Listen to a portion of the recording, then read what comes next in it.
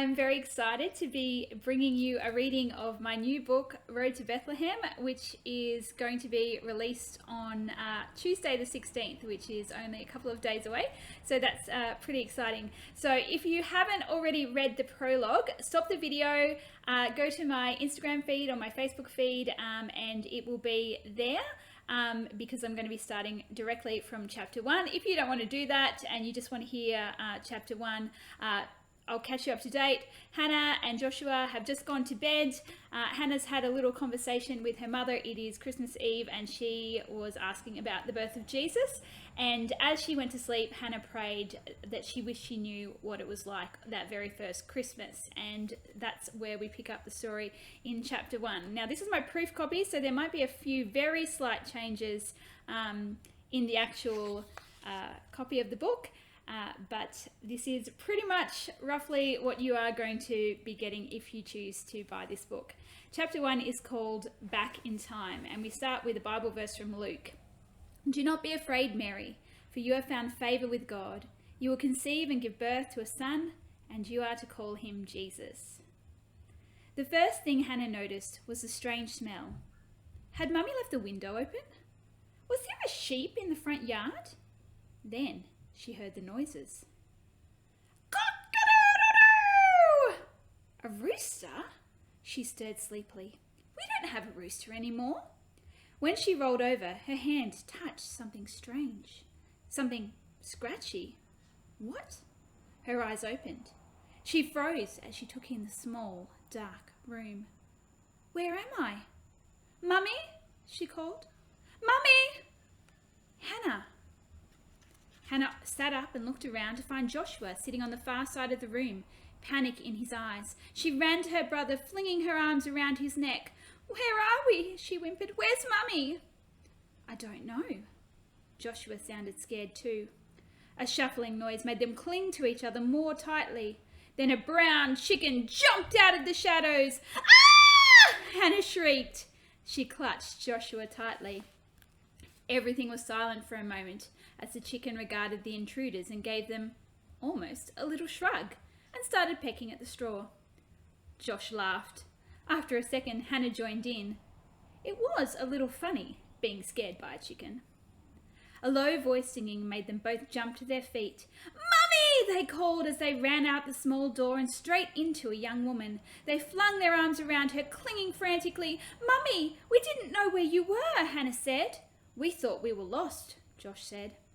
It took a moment to realise that the woman was not hugging them back. Another second, and they realised she had a baby in her tummy. Hannah and Josh looked up and suddenly saw that she was not their mother at all. She was short like Mummy, and she had brown hair, but there the similarities ended. This woman had dark skin, dark eyes, and dark hair covered by a brown veil, and she looked young, like a high school student. Children, she said with a strange accent, I'm sorry, but I am not your mum. Hannah and Josh took a step back. Hannah's eyes blurred as tears started to fall. Josh squeezed her hand so tightly it hurt and made the face he always made when he was trying not to cry. He opened his eyes really wide and pinched his lips together. Oh, children, do not cry. It will be all right. We will find your mother. Are you hungry? Have you eaten? Why don't you come with me and I will get you some food. Hannah looked at Josh and he looked at her. Mummy and Daddy always said that they should never go with strangers, but they were lost and scared, and this woman seemed kind. Mummy did say that if they were ever lost, they should find a policeman or a shopkeeper or another mummy to help. Surely having a baby in your tummy counted. I'm hungry, Josh said slowly. Me too, Hannah said. The young woman seemed to take this as consent because she put down the bucket of grain for the chickens and waved for the children to follow her. Arriving at her house, they found it was nothing like they'd ever seen before. It was small and dark. The roof was very low. The floor was made out of dirt. Come, children, sit, she said, pointing to a low wooden table with cushions on the ground. Still holding hands, Hannah and Joshua sat obediently. The woman put a strange-looking bread roll in front of them and broke it in two with her hands. I have a little olive oil, if you would like. Hannah bit her lip, trying not to cry. This bread didn't look like the bread that Mummy bought. And Mummy used olive oil in cooking, not for eating. No, thank you, Joshua said. Hannah shook her head. Joshua looked at the bread for a moment. Do you have any peanut butter? All white bread, Hannah added. The girl shook her head. I don't know what peanut butter is, and I have never seen white bread. That's okay, Hannah said, and bravely took a bite of the grainy bread. The texture scratched her throat. She coughed when she swallowed. Here, let me get you some water. The woman went to a clay jug and poured water into 2 brown mugs. Hannah's finger caught on the rough edges as she traced the clay. It looked homemade. The woman sat down across from them. Now, tell me, why were you in my shed? Are you here for the census? Where are your parents? Where are you from? Your clothing is so strange. Hannah blinked at all the questions, her mind fixed on the one word she didn't understand. Census? What's a census? A shadow crossed the young woman's face. The Emperor, Caesar Augustus, has called a census. Everyone must travel to their family's birthplace to register and pay the tax. I imagine that's why your parents brought you here. They didn't talk to you about it?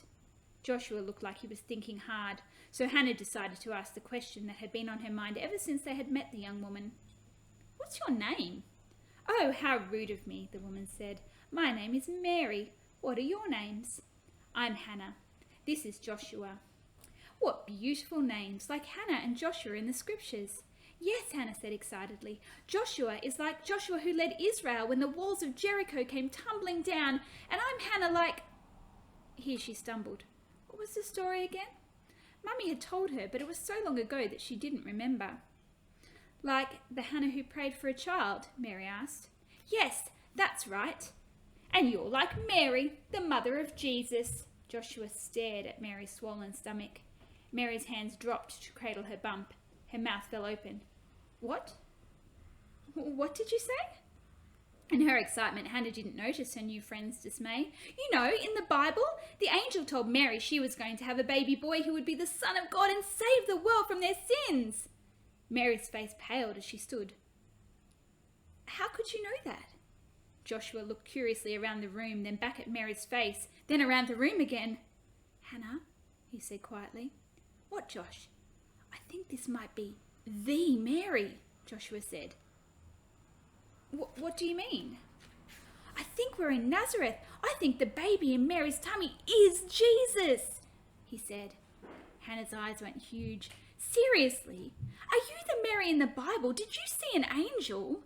Mary hesitated, watching the children like they might be ghosts. I don't know this Bible you speak of, she said finally. But yes, I did see the angel Gabriel.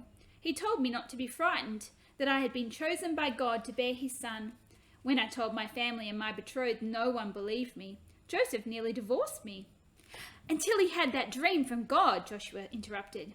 Yes, Mary said, even though he married me to preserve my reputation, the other women still laugh at me when I go to the well. How is it possible that you know all this?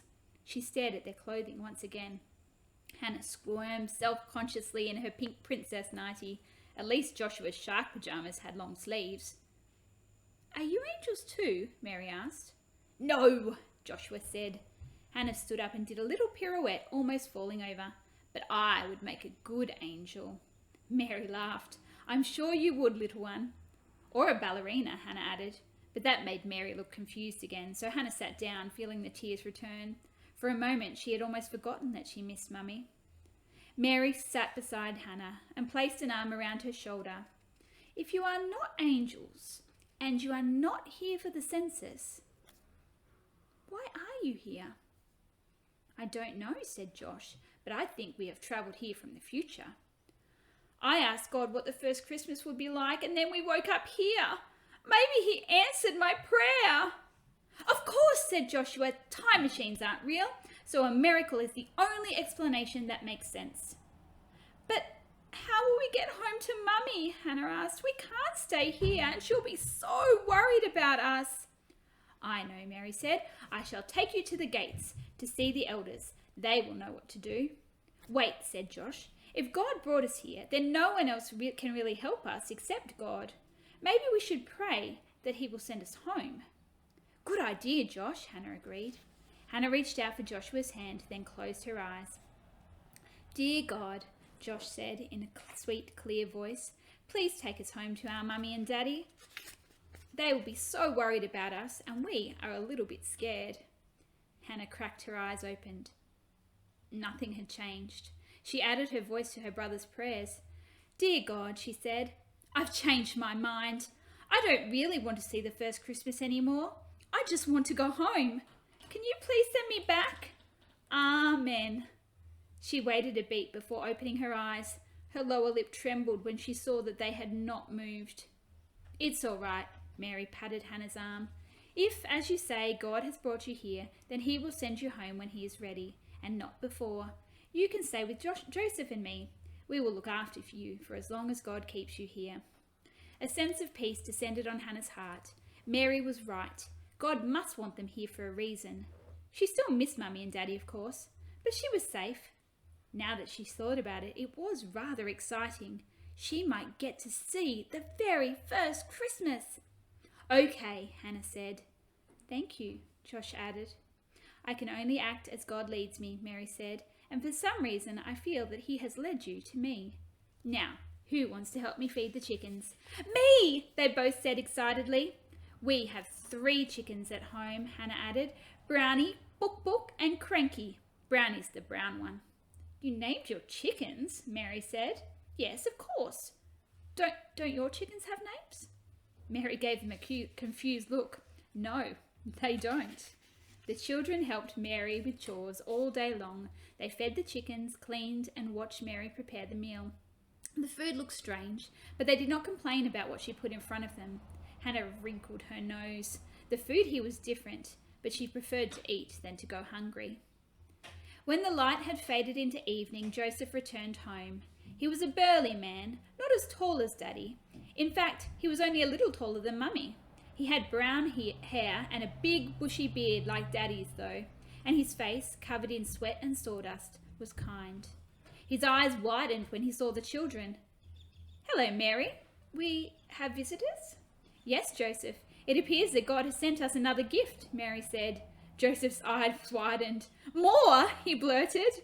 Mary laughed. "We can't keep them, husband, but I have promised that we will look after them for as long as they are with us." Hannah held her breath, waiting to hear his response. Her hand crept out to clutch Joshua's. Joseph raised a hand to cover his eyes. When he lowered it, his face was wreathed in a bright smile. "Of course we will look after them. They can travel with us to Bethlehem." "Bethlehem?" Hannah said. "When do we leave?" Josh asked. "We must leave in the morning. I have planned the journey so we will have plenty of time to find an inn before the day of the census." Hannah and Joshua exchanged a skeptical look, but said nothing. Bedtime came when the sun sank below the horizon. It surprised Joshua and Hannah that the house got so dark. Hannah felt frightened as she snuggled next to her brother on the mat on the floor. "I wish I had Pinky," she whispered. She spoke quietly, but Joseph and Mary heard. They were lying on the other side of Hannah. "What is a Pinky?" Mary asked softly. "She's my bear. She used to be Mummy's. Hugging Pinky makes me feel close to Mummy even when she's not here." Mary didn't say anything, but Hannah felt a rustling at her back, and then Mary's warmth disappeared. "Where are you going, Mary?" Joseph asked sleepily from the far end of the bed. "Just a minute," Mary called back. The door opened and the cool night air wafted into the house. Hannah and Joshua shivered under their blanket. A moment later, Mary crawled back into the bed and handed something soft and a little damp to Hannah. Hannah's arms instinctively closed around it and cuddled it close. As she breathed in the scent of home, a few small tears gathered in her eyes. "Pinky, you found her!" "I saw it earlier in the shed, but I didn't know what it was. Then I forgot about it. I only just remembered." "Thank you, Mary," Hannah said. "Sleep well, little one," Mary replied, snuggling under the covers. And that is the end of chapter 1. That's the longest chapter. So if you're a little bit worried about how long it was, all the rest of the chapters are a little bit shorter than that one. So the rest of the book deals with their journey to Bethlehem and the Christmas Eve story of witnessing the birth of baby Jesus. So yeah, if you think that is a book that you have people in your family or friends who would enjoy, I wrote it for my own children who were at that time 4 and kind of 6.5, nearly 7.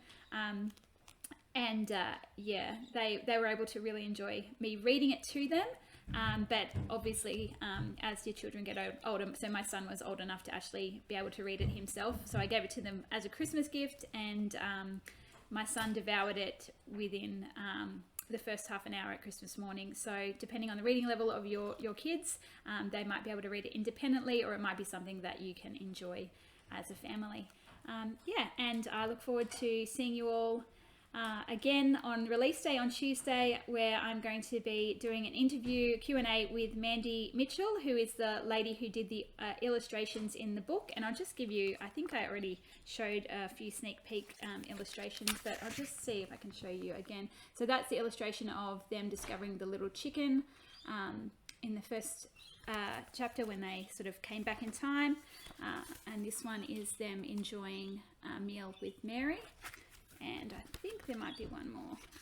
Yes, so this is them doing chores as well. So they're beautiful black and white illustrations which Mandy Mitchell drew for the book. So yeah, so hopefully we'll see you on Tuesday. If you have any more questions about anything about the process of writing the book, or the story, or inspiration, anything like that, and you want to drop some questions in the comments below or DM me, I'll be happy to answer those with Mandy on Tuesday.